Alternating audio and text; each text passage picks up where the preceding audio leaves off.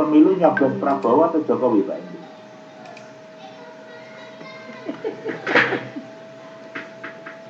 Pak Hedi. Wah, kalau Pak Ranto nyoblosnya Pak Ranto? Pak Jokowi Pak. Pak Jokowi ya, karena alasannya yang untuk periode kedua ini ya tentunya kinerjanya beliau sudah terlihat begitu Prof. Kalau sosoknya gimana? Sosoknya dia itu kalau orang kan ini, orang kan menggambarkan Prabowo itu tegas, Jokowi sederhana, iya. Itu setuju Pak Ranto itu? Setuju saya.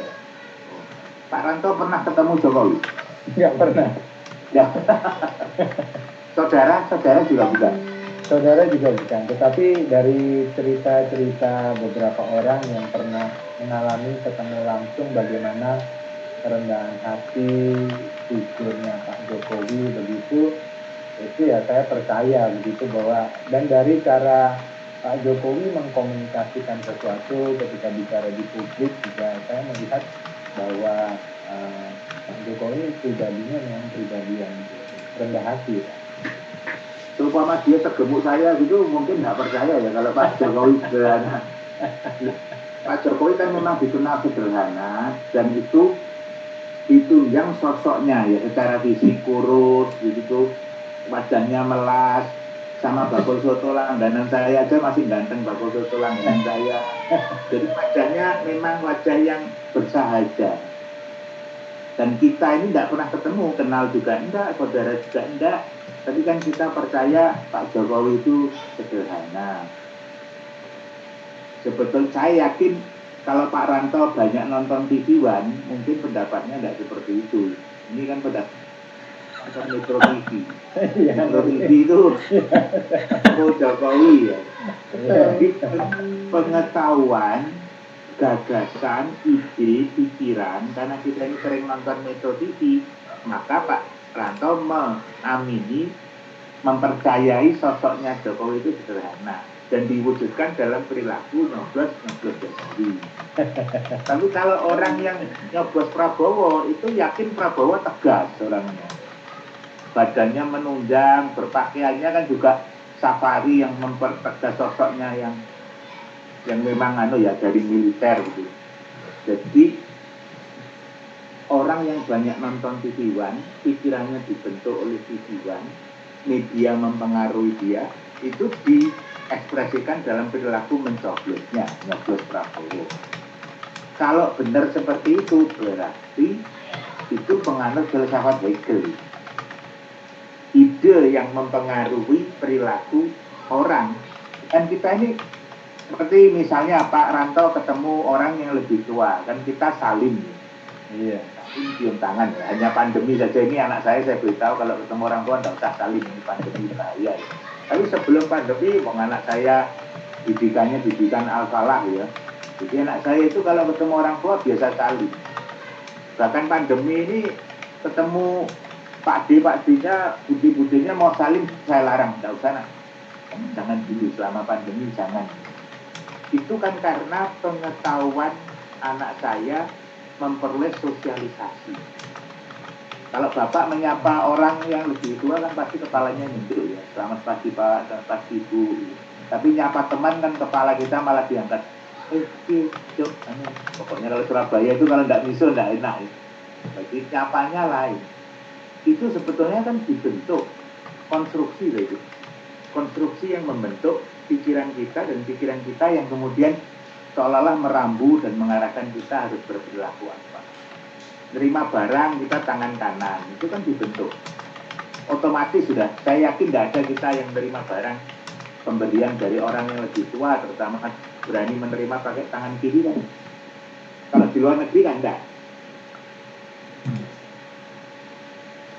Kalau di luar negeri, kiri kanan, teman anak saya di Melbourne bisa menulis kanan kiri. Kita kan diajarkan tangan kanan, tangan baik, tangan kiri, tangan jelek, ya, lebih sesak daripada kaki sebelah. Karena kita itu biasa kaki yang sebelah tangan atau kaki. Ya lebih besar. Saya kalau pakai jam tangan di tangan kiri biasa, tangan kanan sih lebih seset. Jadi Bapak Ibu boleh coba ya. Kita ini selalu melihat kanan lebih baik daripada kiri. Nah kalau mat lain, mat materialisme historis, artinya cara berpikir orang dan perilaku orang ditentukan bukan oleh gagasan atau ide, tapi kalau mat materi. Karena saya Bapak Ibu dulu belum punya mobil, masih mengendarai sepeda motor, saya paling jengkel dengan pengendara mobil. Kalau hujan-hujan itu disalip terus dendret kena air hujan itu saya misul-misul. Pokoknya kita maki-maki. Jadi saya paling mangkel dengan pengendara mobil. Sekarang setelah saya punya mobil, saya paling jengkel dengan pengendara sepeda motor. Kalau nyalip tikungan itu buat kita kaget loh. Kita lihat kanan sepeda motor nyalip dari kiri di tikungan. Gitu ya kaget. Orangnya sama, basis material saya berubah, sikap saya kan berubah. Dulu mangkal dengan pengendara mobil, sekarang jengkel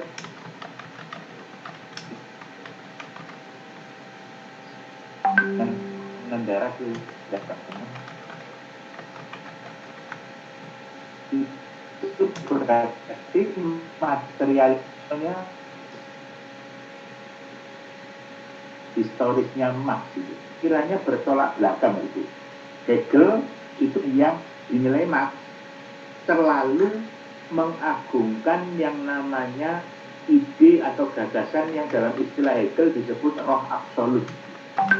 Roh absolut. Hegel itu mengistilahkan ide atau gagasan yang mempengaruhi manusia itu sebagai roh absolut dalam pikirannya Hegel.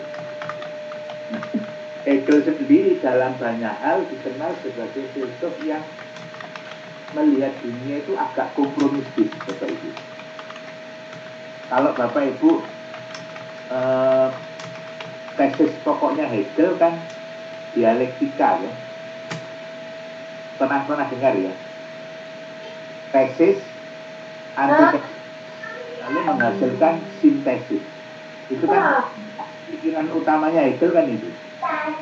Nah, dari pikiran Hegel yang mendasar itu, kita bisa melihat kalau Hegel itu orang yang tidak melihat kelompok itu selalu berkonflik. Tapi Hegel melihat tesis, ada antitesis, lalu muncul sintesis. Sintesis itu kan kompromi yang mengakomodasi tesis dan antitesis. Dialektikanya Marx bukan dialektika tesis, antitesis, kemudian menjadi sintesis. Kalau Marx kan melihat konflik adalah sesuatu yang inherent di masyarakat dan tidak bisa dihilangkan. Tapi kalau Hegel tidak sebenarnya. Hegel adalah filsuf yang akomodatif. Karena dia mempercayai yang namanya perbedaan itu bisa diangkat pada level yang lebih tinggi untuk dia disatukan. Ini seperti yang dipraktikkan Bung Karno dulu. Bung Karno itu kalau untuk menyatukan orang Indonesia itu caranya masih dia dicari musuh yang lebih tinggi gitu. Supporter sepak bola Surabaya dengan supporter sepak bola Malang, bonek dengan Arema itu kan tidak pernah rukun. Pasti berkonflik ya. Persija itu Jakarta sama Bandung ya. Konflik. Tapi kalau Indonesia main melawan siapa tim luar negeri, mereka kan kompak mendukung Indonesia. Jadi dicari yang lebih tinggi. Itu kiranya seperti itu. Perbedaan itu bisa titik temunya pada level yang lebih tinggi. Itu pikiran-pikiran yang dikembangkan oleh Hegel. Orang bisa berpikir dalam satu hal, tapi bisa dikompromikan dalam hal yang lain. Kalau orang A dan orang Cina seringkali kan berkonflik, minimal pada tingkat ide, gagasan. Saya tahu ini kan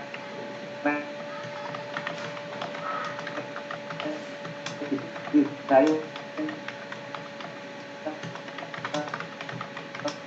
orang Jawa Pak. Saya ini sudah menikah Pak. Kalau suaminya Cina itu kan Pak. Tapi saya dan istri saya dipersatukan lewat gagasan yang atau dalam hal yang berbeda. Saya dan istri saya punya hobi senang kritis dan senang meneliti. Dan Bapak Ibu dengan orang pernah dengar istilah dari Pak Nasikun ya, cross cutting affiliation akan melahirkan crossing loyalitas. Pernah dengar itu? Jadi orang yang misalnya Bapak Ibu sekolah lalu punya teman beda agama, kan biasanya ada konflik ya, beda agama.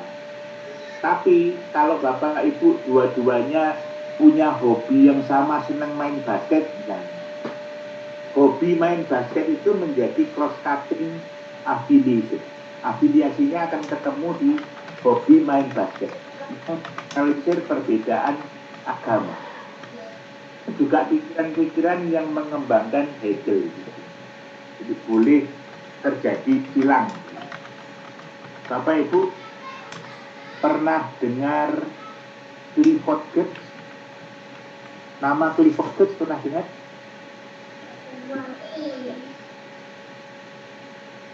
Bu Ita pernah dengar Clifford Geertz? Belum, Prof. Clifford Geertz. Tahu Pare? Kota Pare tahu? Pernah dengar aja, nggak pernah ke sana. Oh, kan ada kampung Inggris itu loh yang terkenal. Ya, Pare itu terkenal, dan yang mengangkat Pare terkenal salah satunya namanya Clifford Geertz. Clifford Geertz itu yang nulis buku disertasi judulnya Santri Abangan Priayi. Bukunya itu terkenal, bestseller. Jadi Clifford Geertz meneliti 2 tahun di Pare itu, dia menghasilkan 7 buku yang terkenal, termasuk Involusi Pertanian, kemudian Beputo, Penjajah dan Raja. Itu buku-buku yang dihasilkan Clifford Geertz dari penelitian dia di Pare. Nah, studinya Clifford Geertz menarik. Salah satu temuannya, orang yang berbeda partai pada masa penelitian Clifford Geertz itu, tahun 70-an ya, itu kok bisa saling bergabung ketika mereka bertemu di forum selamatan. Selamatan itu, orang kalau selamatan kan semua duduk di bawah, makan bareng ya. Mau camat, mau lurah, semua gabung dengan warga biasa duduk di bawah. Mau partainya Masyumi, mau partainya apapun, semua duduk di bawah, makan bersama jadi satu. Jadi selamatan itu dalam analisanya Clifford Geertz, kenapa populer di kalangan masyarakat Jawa? Karena forum selamatan itu menetralisir konflik, perbedaan. Orang kan senang kalau semua duduk sama rata ya, egalitarian itu kan senang. Berarti perbedaan itu dinetralisir dengan tadi ketemu dalam forum yang berbeda. Tapi sebenarnya dalam forum itu orang bisa saling menyapa. Ini sebenarnya pikiran-pikiran Clifford Geertz, pikiran-pikirannya Hegel seperti ini. Tesa dan antitesa bukan saling meniadakan, tapi justru akan ketemu titik sintesanya. Sintesa adalah tesa diambil sebagian, antitesa diambil sebagian, lalu muncul kompromi-kompromi. Dan dalam proses perubahan masyarakat kan Bapak Ibu kalau melihat tanpa sadar kan seperti itu. Bapak Ibu ada yang langganan Indovision atau yang bisa melihat Netflix? Bu Elisa pernah lihat Netflix? Lihat? Iya, langganan, Prof. Langganan kan Netflix ya. Maaf ya kalau saya lihat kadang Netflix itu kan pornografinya kan Ya. lumayan parah lah ya untuk ukuran. Tapi kita kan tidak pernah dengar Netflix dikomplain sampai minimal sampai detik ini. Tidak ada yang protes Netflix, itu tidak ada. Padahal kalau lihat itu kan seks telanjang itu sudah biasa ya. Saya lihat film Marco Polo season berapa itu, saya lihat adegan telanjang, adegan seksnya itu terbuka betul. Tapi kan Bapak Ibu tidak pernah dengar ada orang-orang ulama itu yang protes kan. Bandingkan 10 tahun yang lalu. 10 tahun lalu ada adegan ciuman bibir saja orang sudah ribut. Di TV ada adegan ciuman sudah ribut. Kenapa kok orang sekarang lebih kompromistis? Itu kan perubahan yang tanpa disadari. Itu sebetulnya sintesa. Jadi sintesa itu bentuk-bentuk kompromi, perubahan-perubahan, orang makin permisif, makin toleran. Itu perubahan yang tidak disadari.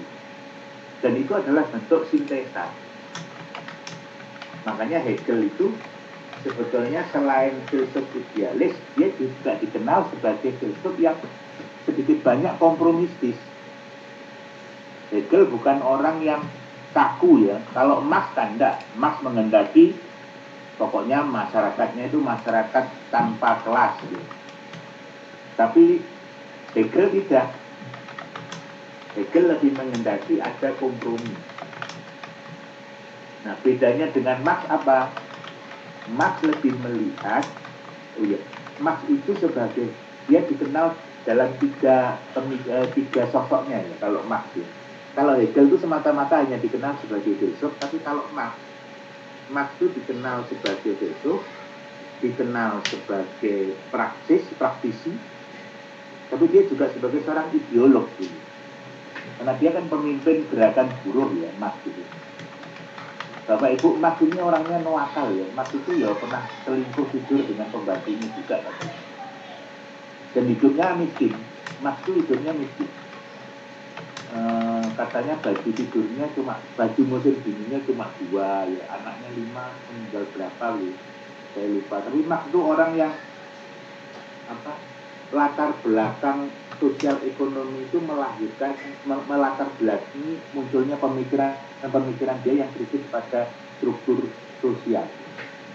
Pada kelas itu dia peka, karena dia merasa kelas itu yang membuat segala macam kesengsaraan itu terjadi. Dan Marx kan tesisnya konflik antar kelas adalah sesuatu yang inherent, melekat di masyarakat manapun. Hanya saja yang diperebutkan itu beda. Kalau pada zaman agraris, kalau masyarakat agraris, barang yang paling berharga itu apa, Bu Mirza? Masyarakat agraris, petani. Sawahnya, tanahnya. Sawah, Ya, lahan. Makanya pada masyarakat agraris itu lahir 2 kelas. Kelas buruh tani dan kelas tuan tanah. Itu kan dalam istilah Marx kan begitu. Kalau pada zaman industri, apa Bu Mirza yang paling berharga? Usaha. Modal ya. Modal dan sarana produksi. Pabrik. Ya. Jadi yang namanya materi, kalau zaman agraris itu tanah, pada zaman industri itu uang, modal, dan sarana produksi, mesin-mesin produksi. Orang yang menguasai modal dan sarana produksi itu disebut Marx kelas bourgeois. Kalau yang tidak punya disebut kelas proletar. Tapi kalau pada masyarakat post-industrial seperti sekarang, apa yang berharga zaman sekarang?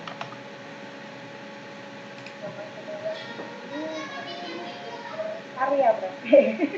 Apa? Pemikiran. Terus apa? Nggak, yang bedakan. Jadi Bu Mirza berpikirnya harus seperti Marx ya. Oh iya. Materi orang ya. kaya dan orang miskin sekarang itu kepemilikan apa? Materi. Ya, materinya apa? Kalau dulu kan tanah. Ya. Sekarang apa? Surat berharga ya. Surat berharga. Obligasi itu. Itu kan bentuknya. Sekarang komoditi yang disebutkan itu namanya informasi. Oh iya betul. Iya. Yang Informasi tinggi mesti komoditi. betul, iya. Orang yang seperti Mark Zuckerberg, kemudian Jeff Bezos, ya orang-orang kaya sekarang tuh orang-orang yang bisnisnya bisnis digital. Ya, betul. Informasi yang kaya. Makanya masyarakat post-industrial kan disebut masyarakat kapitalisme informasional. Kapitalis yang membangun kejayaannya dari basis informasi. Sekarang ini kalau punya informasi, punya platform informasi, menguasai kuayanya. Gojek itu Bapak Ibu, Gojek itu kuaya. Kalau saya kan mengajar kemiskinan. Kalau menurut saya Gojek itu satu bisnis yang orang secara netral menyebut itu kreatif, tapi kalau saya orang miskin menyebut itu legal. Gojek orang membuka bisnis transportasi tanpa harus beli mobil, tanpa harus beli sepeda motor, tapi dapat pembagian. Kan enak-enaknya itu. Artinya dia tidak akan pernah berisiko bangkrut. Tidak akan pernah. Gojek itu tidak akan pernah bangkrut. Dapat berapa ya? 20% ya? Iya Pak Ranto.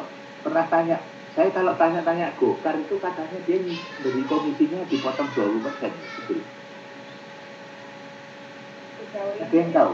Iya, 20% sharing profit. Sharing profit kan 20%. Sharing pendapatan. Sharing pendapatan profit. Iya. Tapi kan pemilik Gojek Gokar kan tidak bertanggung jawab memberi bensin, tidak bertanggung jawab kalau servis, tidak bertanggung jawab kalau tabrakan, kebanjiran, kan dia tidak bertanggung jawab. Iya. Artinya hanya menyediakan aplikasi saja dapat 20%. Itu enak-enaknya itu. Iya. Itu kan tinggal kipas-kipas saja kan duit datang sendiri. Duit datang sendiri itu. 20% juga datang terus. Dan dia nggak perlu beli armada, pokoknya ngerekrut baru terus ya. Orang saya Indonesia kerja Gojek semua dia malah senang. uang masuk itu. Orang menyebut itu kreatif, tapi kalau dari kacamata Marxis itu eksploitatif. Karena pembagian resikonya itu timpang di satu pihak, tapi menguntungkan di pihak yang lain ya. Kalau menurut saya tidak fair itu. Betul. Nah, Marx menyoroti fenomena seperti itu sebagai bentuk ketidakadilan. Dan Marx melihat sifat manusia itu cenderung begitu, terus ingin mengakumulasikan kekuasaan. Itu kan katanya ya politik dinasti itu kalau dipandang Marx ya Marx itu yang kritik. Kacamata Marx itu beda. Kalau saya tanya Budwi senang Surabaya itu sekarang senang apa enggak Budwi? Lihat Surabaya. Enggak suka. Dari dulu ini crowded banget. Oh crowded. Budwi asalnya di mana? Saya di Malang. Asalnya asal Tulungagung, kelahiran. Cuman mulai 98 kuliah di Malang di Brawijaya, terus sampai sekarang jadi penduduk Malang. Kan enak ini, Bro. Crowdednya sama dengan Surabaya. Kalau Malang. Sabtu Minggu crowded sih, Bro. Banyak orang Surabaya soalnya. Loh, tapi Malang sekarang kan kalah hijau dibanding Surabaya. Iya, loh, Malang kalah hijau loh. Bu Risma memang top. Top ya, hijaunya top ya. Bu Sarja senang Surabaya. Senang, Prof. Dibandingkan Makassar. Ya, Makassar enggak enak. Saya pernah ke Makassar beberapa kali itu panas banget. Surabaya katanya program Green and Clean-nya itu sukses. Apa benar begitu? Kalau Max melihatnya belum tentu. Saya pernah pernah ke Taman Bungkul, Budi. Lihat Taman Bungkul pernah ya? Pernah. Taman Bungkul kan bagus sekarang ya. Ya. Bagus. Tapi kalau Budi wawancara PKL, jualan di Taman Bungkul sebelum direnovasi, terus nggak boleh jualan di situ.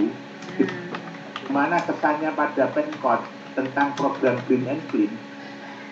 Ya. Iso Budi? Iya, mesti kecewa karena kan sebelumnya bisa berjualan di situ, terus kemudian karena ada renovasi Taman Bungkul mereka harus keluar dari situ. Jadi penghasilannya kurang. Yang senang Green and Clean itu kan kita. Kelas menengah itu lihat Green and Clean kan senang. Iya. PKL yang trotoarisasinya Bu Risma itu kan yang seneng kan kita. Iya. Olahraga, lari-lari, ya seneng. Tapi PKL yang nggak boleh jualan di sana, Ya meso-meso. Loh ya ini pandangan Marxis kan seperti itu. Iya, betul. Marx itu dia mewakili masyarakat menengah ke bawah didikan dari kebijakan pembangunan. Kalau kita ini lebih merepresentasikan kelas menengah, ya kelas miskinnya dia nggak senang. Iya. Petrus tahu ya, Budi Petrus, kebijakan Petrus tahu dulu zamannya Pak Harto. Saya kok nggak paham. Preman ditembak mati itu loh. Maksudnya Pak, gimana Ya, Prof?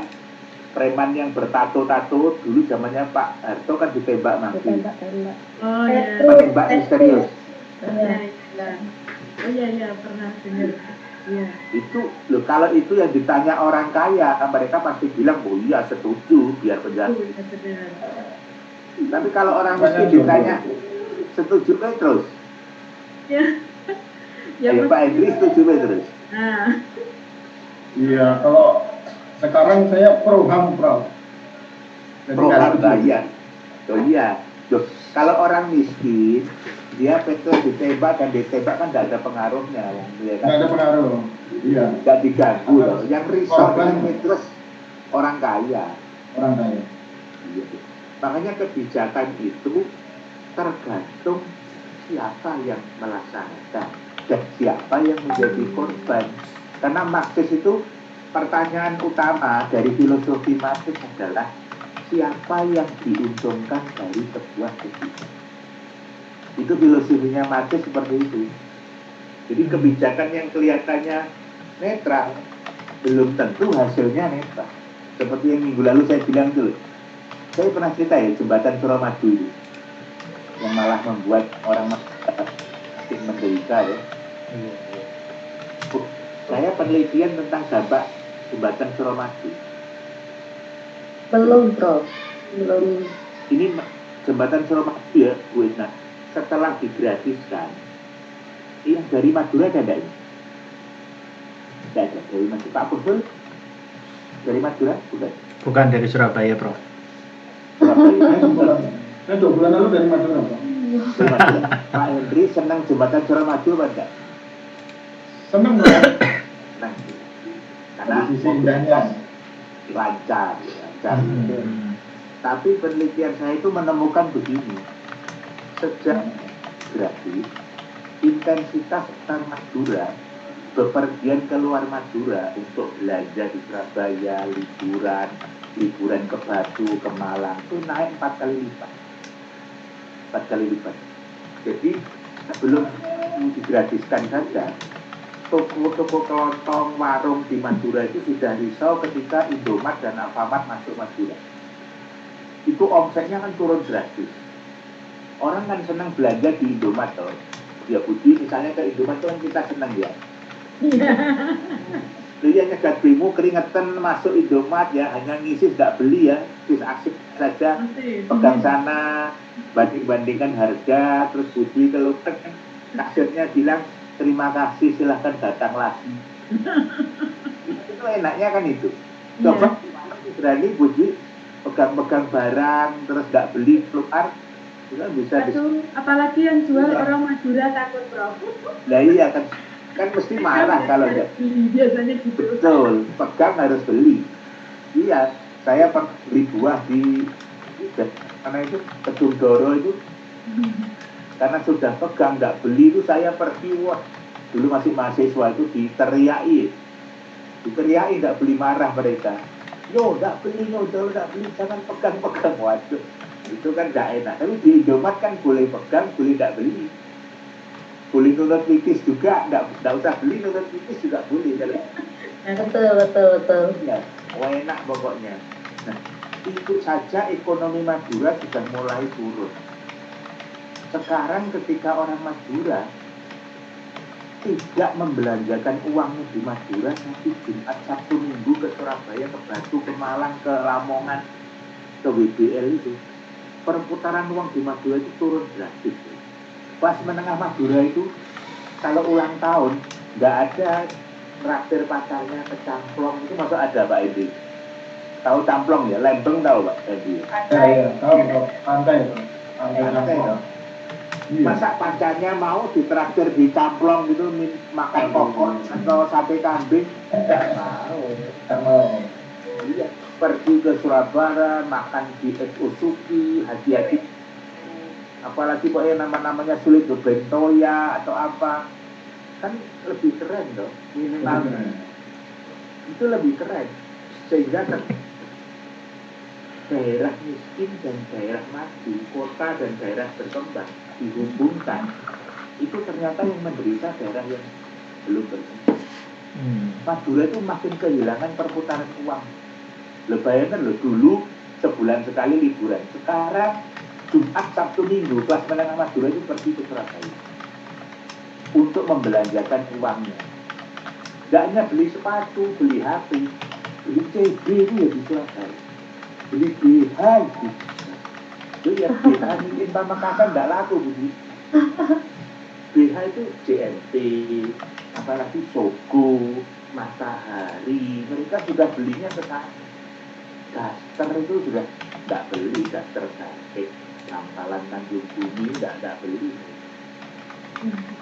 Jangan lupa pernah pergi ke toko batik di Bangkalan itu, namanya apa? Iya, batiknya murah-murah di Madura. Di Bangkalan ada toko batik paling besar itu apa? Batik. Itu saya tanya, orang mana? Bukan orang Bangkalan, itu orang Solo. Orang dari Solo pemiliknya. Ngerti? Berarti ya Pak Madura. Krisnaat ya Prof maksudnya. Krisnaat. Kenapa? Krisnaat. Pesona. Krisnaat. Bukan. Yang Krisnaat. itu loh. Yang masuk kayak masuk di kampung gitu itu dalam. Oh, enggak, bukan. Showroomnya besar sendiri, paling besar batik di Bangkalan. Kalau dari itu belok kiri ke arah apa itu? Terminal itu saya lupa batik apa itu. Itu pemiliknya orang Solo. Gak, artinya begini, yang menikmati kemajuan Madura juga bukan orang Madura, malah karena orang Madura kan kesedot. Kita ini kalau belajar Marx kan bisa melihat realitas seperti itu. Makanya daya tarik Marx itu ya, ini terlepas dari orang menganggap Marx ateis. Itu Marx itu bukan ateis loh Bapak Ibu. Jangan salah paham loh. Marx memang mengatakan agama itu canggih, tapi bukan dalam arti dia ateis. Marx itu mengatakan agama itu canggih karena Marx melihat agama seringkali dipakai oleh kapitalis untuk membenarkan eksploitasi. Pernah dengar cerita Nabi Ayub, Pak Randa? Nabi Ayub? Pernah. Pernah dong? Nabi Ayub itu kan nabi yang setia. Di kekayaannya diambil, dia tetap setia pada Tuhan. Istrinya pergi meninggalkan dia tetap setia menyembah Tuhan. Anaknya diambil meninggal, dia tetap setia pada Tuhan. Lalu kapitalis kan mengatakan pada para buruhnya, kalau upahmu tidak naik, jangan demo. Ingat Nabi Ayub, kamu itu sedang dicobai oleh Tuhan. Tuhan tidak pernah memberi cobaan di luar kemampuan manusia. Jadi kalau S3 tidak lulus-lulus itu Bapak Ibu kita itu sebetulnya. Jangan lulus. Ingat Nabi Ayub. Itu makanya Marx mengkritik agama sebagai candi, itu maksudnya itu. Agama dipakai untuk membenarkan kesengsaraan manusia. Disuruh bersabar seperti Nabi Ayub. Jadi dosen tidak naik pangkat 10 tahun, ingat Nabi Ayub ya, repot juga. Gaji tidak naik 10 tahun, ingat Nabi Ayub. Itu makanya Marx marah ketika agama dijadikan kapitalis untuk membenarkan eksploitasi yang dilakukan oleh kapitalis. Tidak naik pangkat, tidak naik gaji, itu disuruh tetap bersyukur. Sama seperti para orang tua kita ngajari kita deh. Jangan lihat yang di atas, tapi lihat yang di bawah. Kalau saya ulangan 95, saya tanya itu Budi, saya pinter atau Budi? Pinter kalau 95. Nah kalau teman saya 100 semua. Kan bodoh saya. Saya dapat 60, kalau teman saya 40 ya saya paling pinter. Tapi teman saya relatif ya Prof. Oh iya, harus ada pembandingnya. meskipun jangan sekali-kali bandingkan istri, Pak Ranto, bisa gawat itu. Menyangkut yang lain-lain harus dibandingkan. Artinya kita ini untuk tahu posisi kita di mana, Mas selalu mengajarkan, lihatlah pembandingnya. Kita itu mengatakan kita ini sejahtera atau enggak, lihat pembandingnya. Pembantu saya dulu 2, miskinnya setengah mati, rumahnya jelek, tapi kalau dia lihat banjir di Bangladesh, dia akan tetap mensyukuri dia hidupnya lebih baik. Karena kan diberi pembanding yang jelek. Zamannya Pak Harto dulu, namanya hegemoni, tahu ya, hegemoni. Penundukan, lebih karena penundukan pikirannya. Orang kalau diberi pembanding jelek-jelek kan senang. Kita itu merasa sejahtera. Yang menentukan kita ini hidup. Saya dulu itu saya merasa kaya. Dulu ya. Terus saya pikir-pikir ketika baca koran, orang paling kaya di Indonesia kan yang saya bilang Budi Hartono ya, kekayaannya 250 triliun. Itu saya baru mikir kalau saya ini sebenarnya sangat miskin. Ini kita ber-21 ini kalau nabung baru ada 1 triliun tabungan kita Nggak ada. Iya. Loh ini loh, satu orang Budi Hartono itu punya 250 triliun. Siapa yang tidak mangkel? Saya sempat tidak tidur 2 hari itu mikir itu apa gitu ya. Jadi kita ini ya hidup kita betapa miskinnya. 250 triliun, APBD Jatim itu 33 triliun Bapak Ibu. Untuk 38 juta penduduk Jatim. Ini satu orang punya 250 triliun. Gila itu, 250 triliun itu banyak. Iya, rumah kita itu kalau ditumpuin duit, ini 1 triliun aja sudah penuh tuh. Ini 250 triliun. Ini belum bicara Jeff Bezos loh ya. Jeff Bezos itu 2000 triliun. Bukan 250, 2000. Makanya meskipun dia cerai dan istrinya dapat pesangon 600 triliun. Pesangonnya istrinya Jeff Bezos itu 600 triliun. Gila, 600 triliun. Putra Sampurna itu jual pabrik rokok Sampurna ke Philip Morris laku 19 triliun. Pak Dahlan Iskan pernah menulis ini, bener nih. Kalau didepositokan bunganya loh 154 miliar per bulan. Di grup ini ada yang punya uang 100 miliar? Kalau punya, kalau saran saya, grup sebelah aja. Grup ini kalau Pak Hendri punya, lebih baik keluar, gak usah kuliah S3 berarti. Kalau punya 100 miliar ya, gak usah, percuma. Gak ada gunanya Pak Hendri. Sudah itu didepositokan saja 100 miliar, 1 miliar kan bunganya 4 juta. 4 juta. Kita kali 100, 4.000 miliar. 4 juta kali 100 juta. 400 juta. 400 juta bulan Bapak Hendri. Iya. Saya keluar cepat sekarang Bang. Gimana Bang? Deposito saya. Kalau punya 100 miliar, kalau belum jangan. Kalau saya aja punya 20 miliar, saya sudah tidak jadi dosen. 20 miliar itu sudah 80 juta per bulan. Sudah merdeka itu. Jadi sehari jajan saya 2 juta. Itu. Iya. Sego goreng 2 juta. Nasi pecel 4 juta. Gitu. Apa-apa itu. Langsung keluar dari S3 saya, Prof. Iya, nggak usah kuliah. Nggak usah kerja, Prof. Langsung mengundurkan diri, langsung pensiun dini. Betul. Cita-cita saya itu begitu. Makanya pekerjaan paling enak itu ngelamun. Iya. Kalau sebelum tidur silahkan, itu kemewahan kita ya. Betul. Uang 100 miliar, terus bunganya berapa, itu akan keliling Eropa, terus di mana ya. Itu pasti nikmatnya hidup gitu. Kalau punya uang. Makanya Marx kan mengatakan yang disebut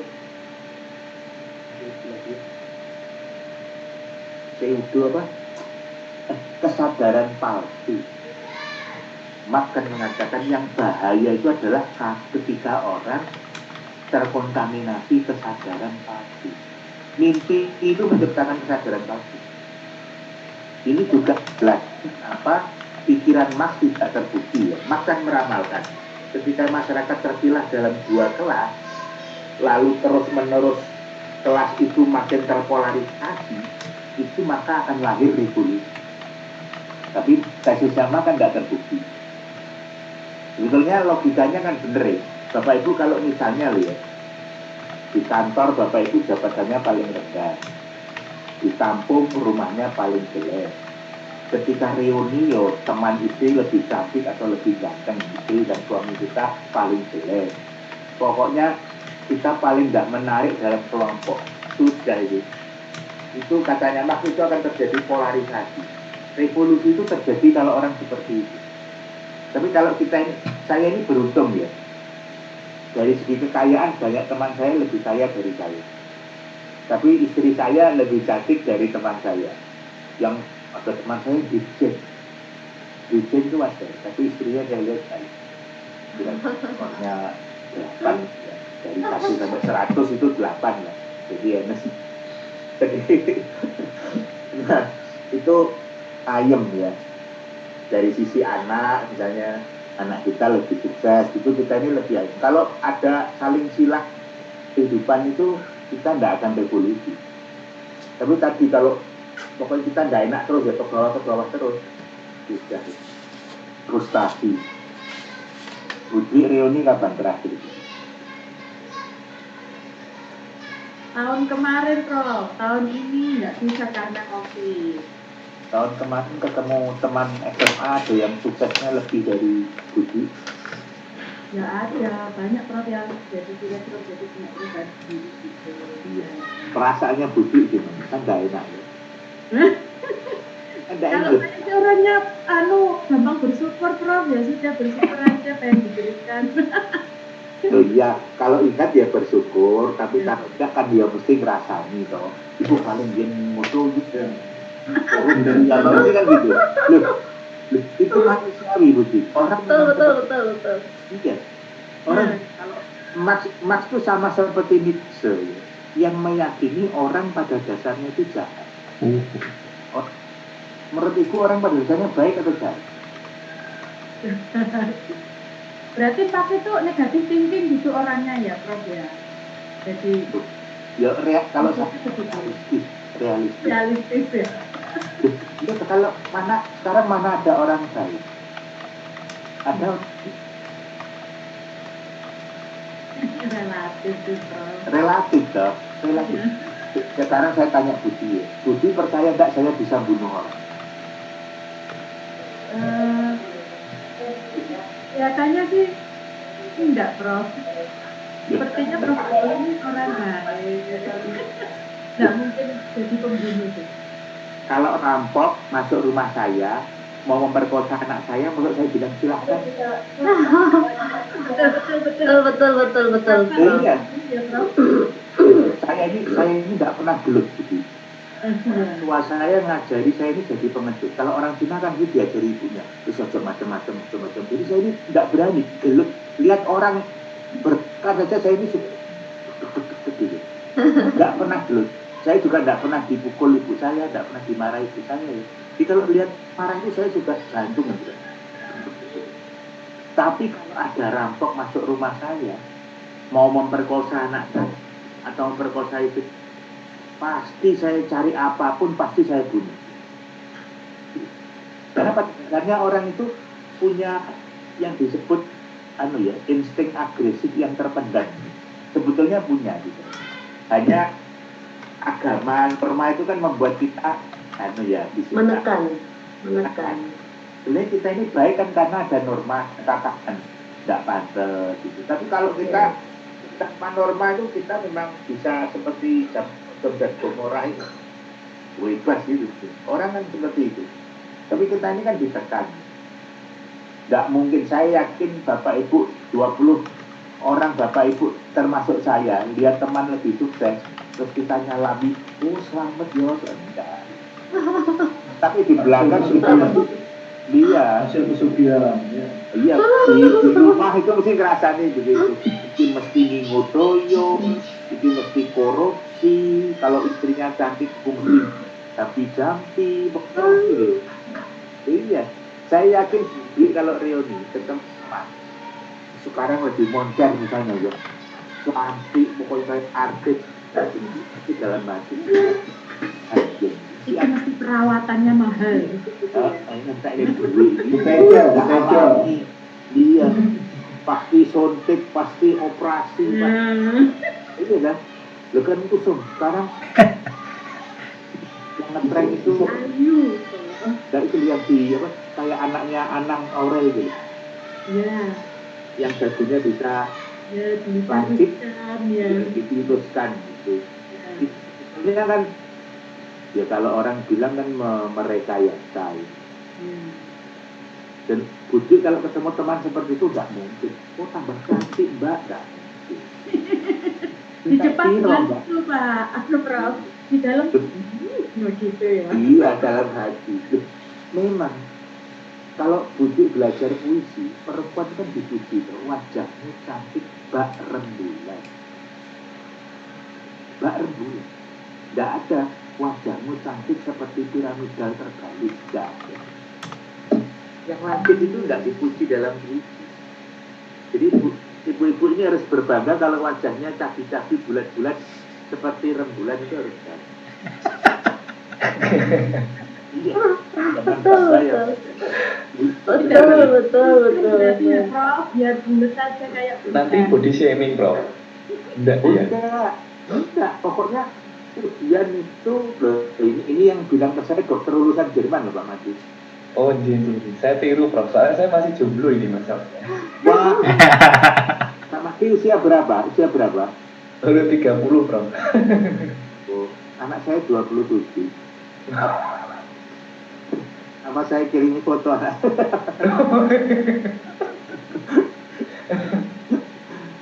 Anak saya juga jomblo. Tapi LDR pacarnya jauh.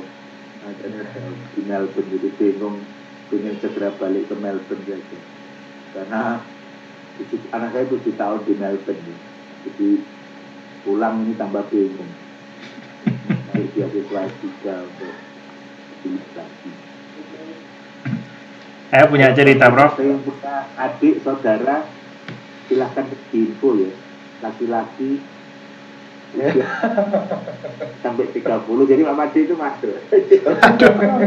Tapi belum ada 200 miliar loh, Prof. Triliun. Oh, triliun, maaf. Syaratnya nggak sampai 200, 1 triliun saja. Teman saya ada, Prof, yang punya 200 miliar itu asetnya. Siapa, Pak?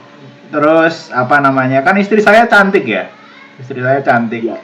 Nah terus dia kemudian nikah lagi, Bro, nyari yang bisa menyamai istri saya.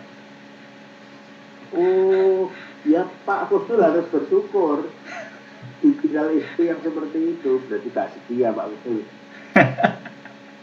Enggak, itu Prof, apa namanya, teman saya itu temannya Pak Kusnul. Bukan saya. Jadi dia ketika sudah punya aset tinggi, terus ya itu, wah sekarang saatnya nyari istri yang lebih cantik dari istrinya Kusnul gitu loh. Oh, temannya Pak Kusnul. Teman saya, teman baik saya. Ya, dia berniat menceraikan istrinya, mau menikah lagi. Oh enggak, Prof, nambah, Prof, nggak menceraikan, Prof. Nambah. Dia bilang ke saya slotnya masih 2 ini nanti.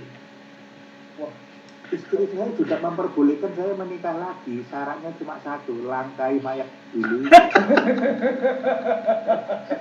Wah, berarti nggak boleh macam-macam, Prof. Saya ini ketua Persatuan Suami Takut Istri. Kalau gitu Saya saya nggak ngaluri pembunuh juga, Prof ya. Enggak. Kan takut, Prof, sayang. Iya. Enggak, cuma naruh gunting di sebelah meja tempat tidur itu saja.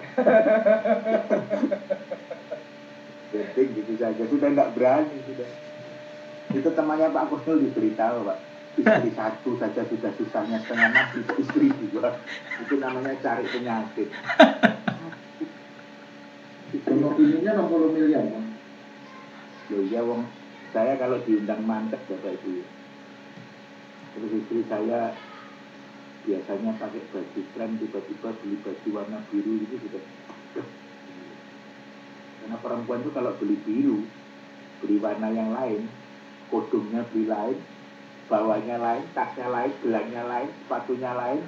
Itu kalau manten itu bisa 10 juta lebih hanya untuk beli pergi ke manten saja. 10 juta lebih. Itu satu istri, kalau 2 istri, 4 istri. Gawat itu.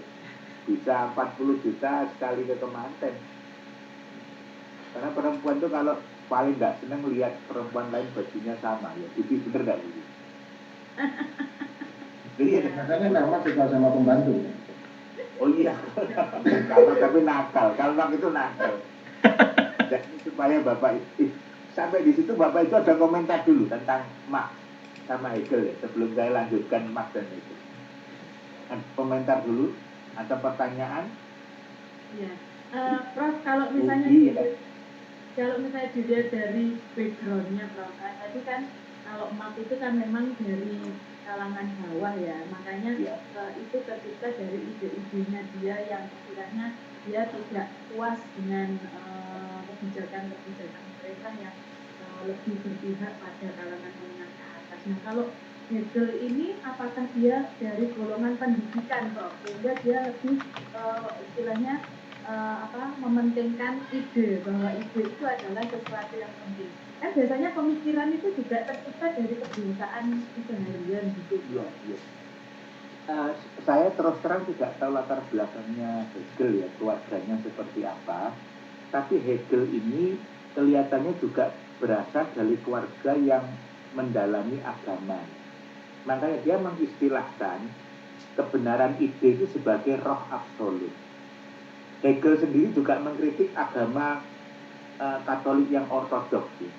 Karena agama Katolik yang ortodoks itu dianggap bukan membebaskan manusia, tapi malah memperlakukan manusia itu seperti budak-budak katanya. Kan Bapak Ibu kadang kita itu kan memperoleh gambaran ya, Tuhan tidak boleh dibuatkan, Tuhan harus disembah, Tuhan harus diapa gitu. Itu katanya Hegel, kalau terus-menerus dilakukan kadang menggambarkan gambaran kita tentang Tuhan itu menjadi keliru. Seolah-olah Tuhan itu haus pujian, haus disembah gitu. Kan sebetulnya agama kan tidak mengajarkan seperti itu.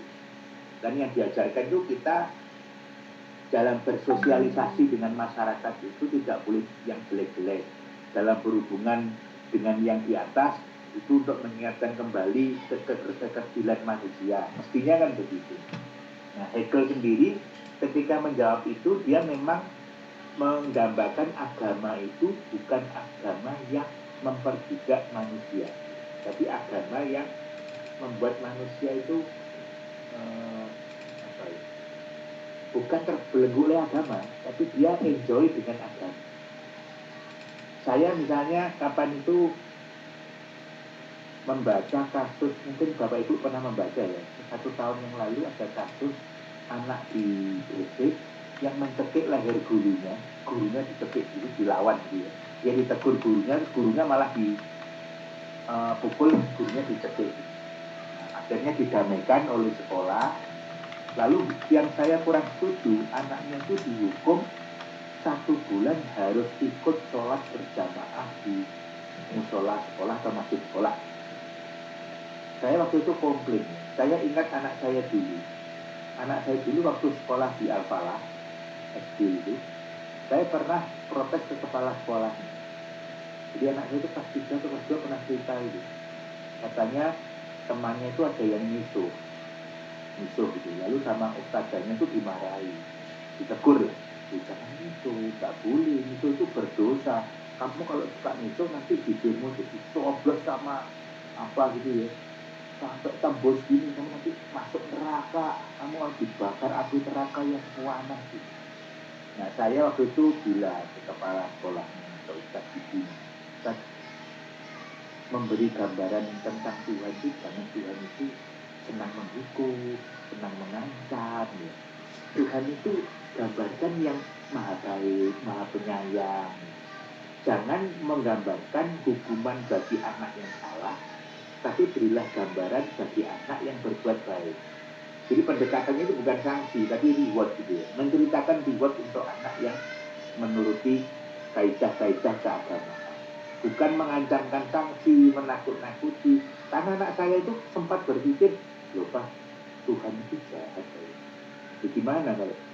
Kan nggak enak juga itu. Tuhan itu jahat. Seperti cerita Nabi Ibrahim itu loh. Pernah dengar cerita Nabi Ibrahim? Pernah, Prof. Bu Isna pernah dengar cerita Nabi Ibrahim? Cerita yang posisi mana nih, Prof? Yang disuruh menyembelih anaknya. Oh, iya. Pernah. Sekarang saya tanya, Bu Isna punya putra putri? Punya putri, Prof. Berapa? Umur berapa? Dua umur 12 tahun sama 7 lah, Prof. Misalnya ya, Bu Isna itu dapat bisikan dari Tuhan. Ini bukan setan, bukan Tuhan. Oh, jangan, Prof. Nah, ini misalnya bisikan. Seperti Nabi Ibrahim. Bu Isna disuruh menyembelih anaknya yang pertama. Yang dilakukan Bu Isna apa? Tuhan loh ini yang nyuruh ya. Disuruh menyembelih anaknya. Apa yang dilakukan Bu Isna? Merenung kali, Prof ya. Kenapa? Merenung mungkin ya. Ini bener apa enggak? Ini atau Oh bener ini seperti Nabi Ibrahim. Bener Tuhan yang nyuruh. Lah gimana? Tawar-menawar mungkin, Prof. Tawar-menawar dulu. Dan kalau Tuhan bilang enggak, pokoknya saya ingin kamu menyembelih anakmu sebagai berkorban dan setia padaku. Ya, hanya bilang begitu, gimana Bu Siti? Rayu dulu, Prof, sekuat tenaga.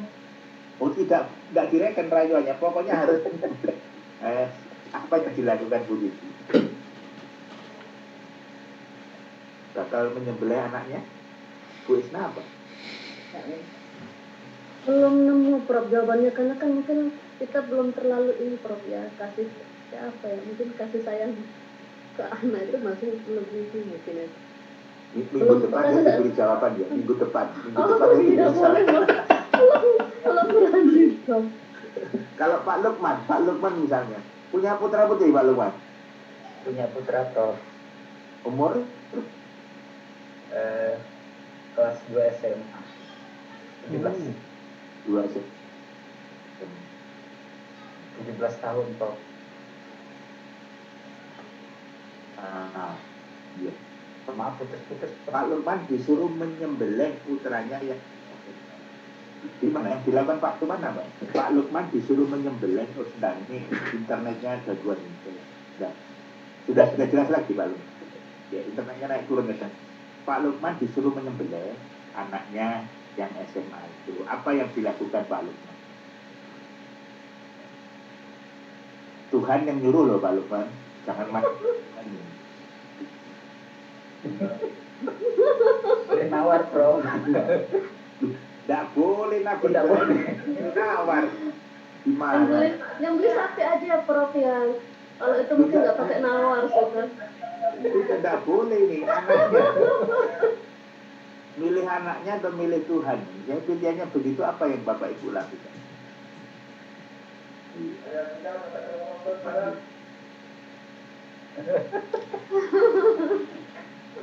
Pak Kusnul, apa Pak Kusnul? Kalau Pak Kusnul yang disuruh gimana? Saya nolak. Nolak ya? Saya nolak. Boleh atau nolak? Saya menolak. Belum. Enggak. Nolak perintah Tuhan ya, nolak perintah Tuhan. Sudah saya masukkan neraka. Bu Susi, apa yang dilakukan Bu Susi? Khusus Retna ya, Bro. Iya, Bu Susi. Nah, Itu pilihan yang berat, Bro. Pilihan yang sangat berat. iya. Ya, yang dilakukan Bu Susi milih mana? Nyembelih atau enggak? enggak, Bro. Enggak, masuk neraka, kumpul Pak Kusnul. Bu Dayani?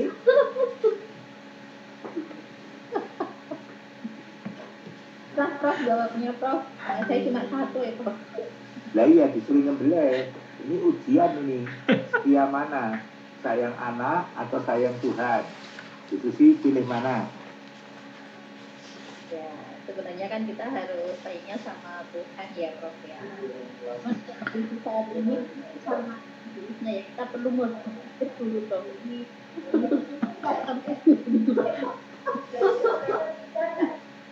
kalau kalau nanya banyak mungkin nggak masalah, Prof bilang satu masih ada yang lain kok. Enggak gitu juga.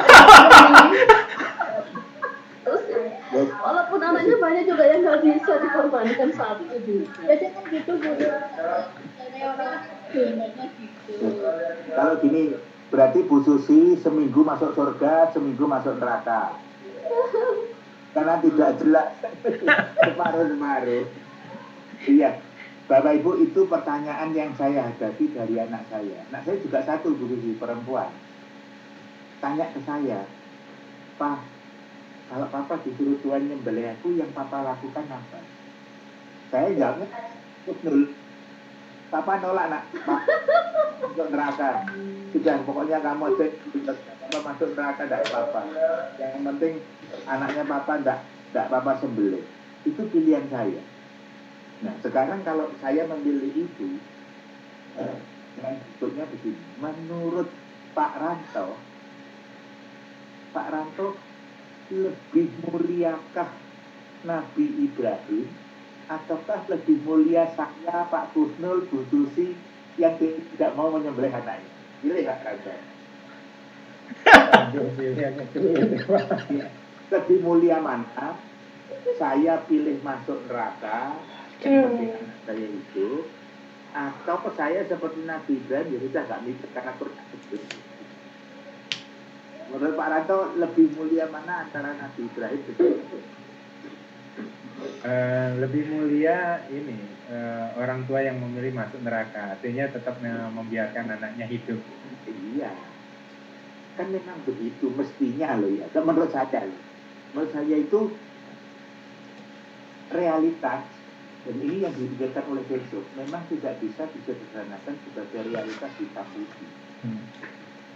Setia sama Tuhan dan tidak setia. Tidak seperti itu realitas itu. Banyak pertimbangan juga seperti Bu Susi, Bu Isna kan tidak bisa jawab. Gimana ya ini ya, pikirannya terus. Minggu depan pun Bu Isna saya yakin tidak akan bisa menjawab. Mana itu benar, mana yang...